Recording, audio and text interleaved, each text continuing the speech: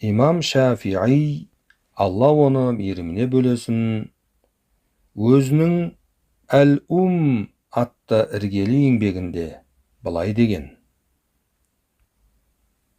بلغنا أنه كان يقال إن الدعاء يستجاب في 5 ليال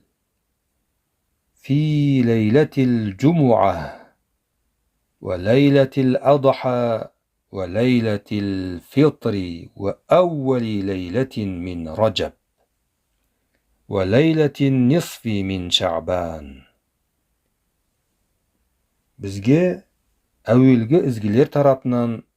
былай деп айтылғандығы жетті: шын мәнінде мына 5 түнде дұға қабыл болады: жұма түні, құрбан айт түні, ораза айт түні, ережеп айының алғашқы түні және шағбан айының ортасындағы түн, яғни бараат түні.